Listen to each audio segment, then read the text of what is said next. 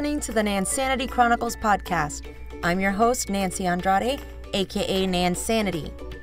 I'm an online health, wellness, and business coach, social media strategist, group fitness instructor, and Beachbody Live master trainer. I created this podcast to help entrepreneurs like yourself learn the do's and don'ts of building a business online. On today's episode, I'm going to share with you my thoughts and tips when it comes to multi-level marketing organizations. So get ready to take some notes and let's get started.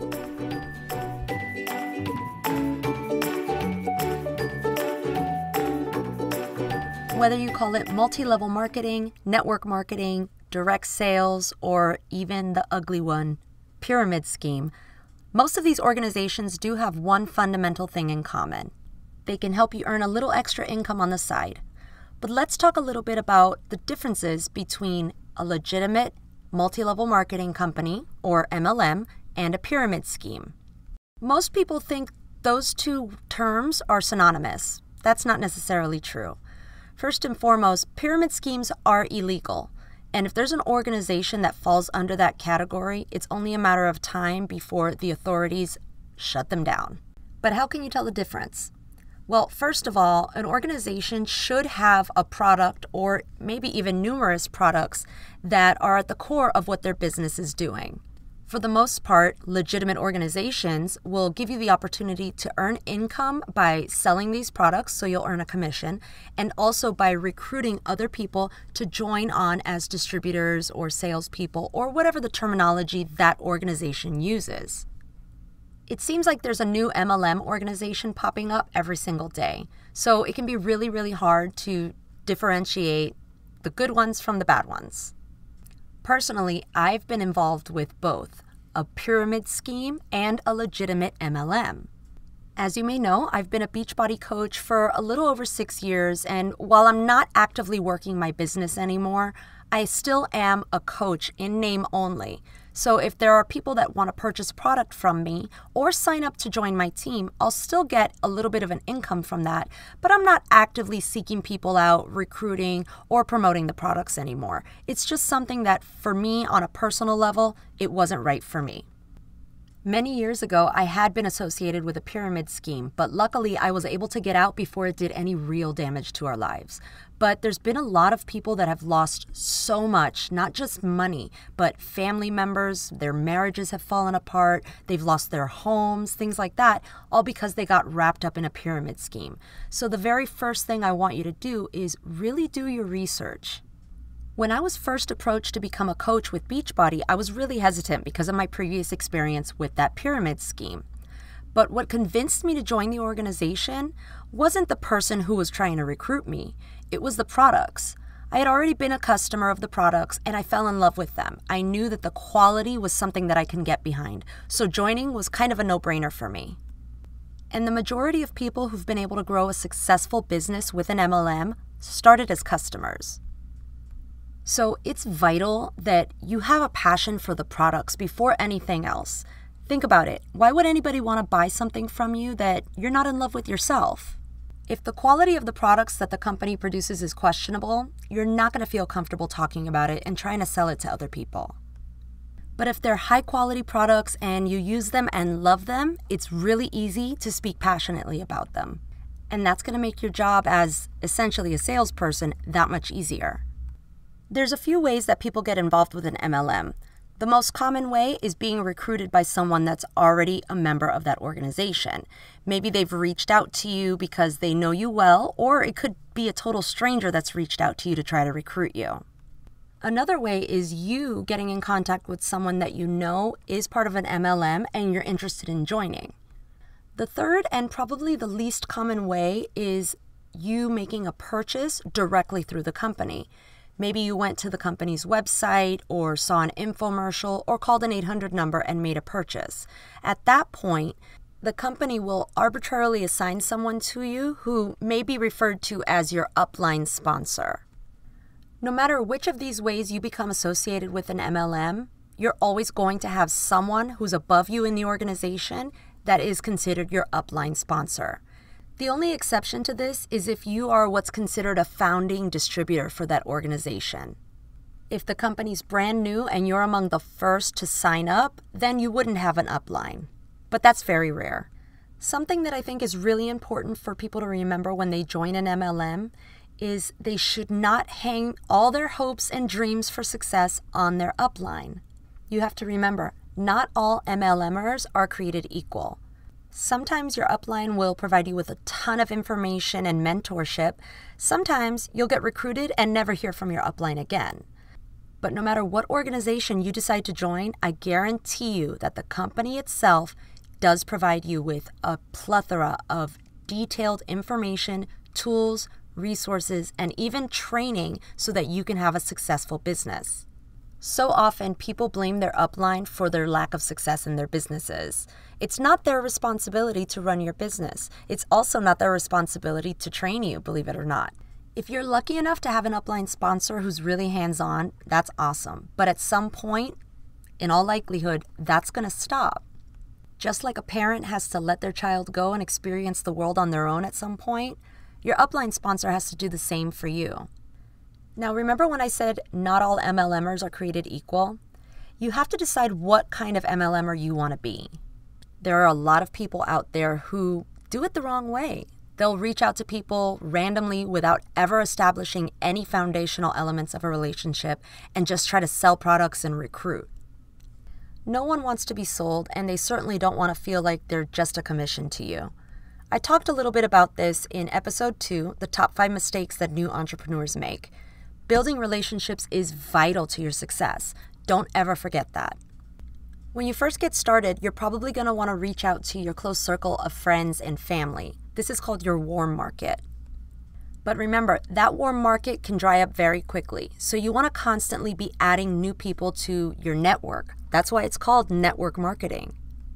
And the way to do that is by building authentic relationships. I cannot emphasize enough the word authentic. I've said it before in a previous episode, and I'm saying it again. Authenticity is the be-all and end-all of your business. You also want to run your business with a high level of honesty and integrity. Unfortunately, a lot of people fall flat when it comes to those qualities. You might have heard of people poaching other people's customers, even misleading customers when it comes to a specific product. Those are not the kind of things that you want to do when running your business. It may result in a few sales here and there, but in the long run, you're doing yourself more harm than good. A little honesty will go a really long way in gaining the trust of your customers. Most companies have dozens, if not hundreds, of products that are available to your customers, and they might be even coming out with new products all the time. Chances are you're not going to love every single one of them. And guess what? That's okay. And it's okay to share that with your potential customers. I'm always really wary of anyone who says that they're completely in love with every single product that their MLM has ever come out with. Come on, let's be real. What are the chances of that? Even the most reputable company with the highest quality of products is going to come out with a stinker every now and then. So don't pretend to be in love with a product just because you feel like it might be weird to not like a product that you're trying to sell. It comes back to, again, authenticity and honesty. Your customers are going to appreciate it. You're going to build that trust and ultimately build that loyalty. They'll keep coming back. One thing that is bound to happen when you join an MLM is you're going to get some backlash. And the irony is, the majority of the time, that's probably going to be from your really close friends and family. But I want you to keep this in mind. They're not naysaying your new venture because they don't believe in you or because they think you're an idiot for signing up. In reality, they're naysaying because they care about you. Like most people, they're hesitant about the legitimacy of these kinds of organizations, and they're just concerned for your well-being. They want what's best for you. So cut them a little bit of slack. My recommendation is to sit down and have an actual conversation with them. But conversations go both ways, so you need to hear them as well. Listen to their concerns, let them know that you're not just dismissing them. Tell them that you get where they're coming from and that you appreciate their concern. And then you can vocalize to them how excited you are about your new venture and how their support really does mean a lot to you. But believe it or not, you will lose some friends over this, which I think is kind of ridiculous, but it's been known to happen. It happened to me. And as painful as that can be, you really got to remember that if this business venture that you decided to jump into, caused them to decide to leave your life, they probably weren't that important in your life anyway. You may get unfriended on social media. You may get trash talked behind your back from friends and even family. You might even get the occasional internet troll who says that you're an idiot for getting sucked into a pyramid scheme. I've heard it all. But it's your life, so you do what's right for you. And that brings me to my final point. There's been a lot of controversy about people leaving one MLM to join up with another. And a lot of times, these people will be called really nasty names simply because they found something that's a better fit for them and it's a better decision for them and their family. Now, one of the biggest concerns with this issue is poaching. A lot of people freak out because they assume that when someone leaves their organization, they're just going to reach out to everyone else that's left in their organization and try to recruit them to their new company. This issue created a lot of waves in the Beachbody world earlier this year, 2017. There was some changes that Beachbody made that had an effect on the income that coaches were earning. So a lot of people saw a really huge dip in their income and decided to go to a new MLM that had just opened up. The backlash was swift and loud. It got so bad that Beachbody actually changed some of their policies and procedures as it relates to multiple MLMs. I saw a ton of people get blocked on social media, get blackballed, ostracized, and just treated like garbage simply because they went to another organization. And while the fear of poaching was a very real fear to some degree, I think there was something that was missing in the thought process of some of these people that were freaking out. And here's the way I look at it. If you've created a culture on your team that is one of inclusion, that is familial, that is letting everyone know that you value integrity, honesty, and authenticity, chances are they're not going to be poachable. If people on your team feel like they don't matter, or they're just a number to you, or they only have a value to you as long as you can earn an income from them, yeah, they're going to leave. Especially if they're not making a good income with the current organization they're in. So you really can't be mad at anybody but yourself.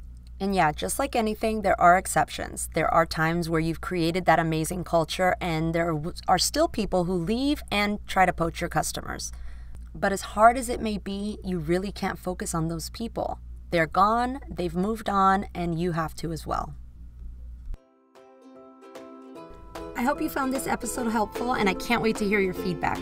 Feel free to leave a comment below and tell me what you thought, or you could let me know what kind of topics you'd like to hear on a future episode of the Nansanity Chronicles. If you haven't already, don't forget to subscribe to this podcast so you never miss an episode. If you're looking for more valuable info, visit my website at nansanity.com and go behind the scenes with me every single day on Snapchat at NansanityFit. Thanks so much for listening. Now go out there and be awesome.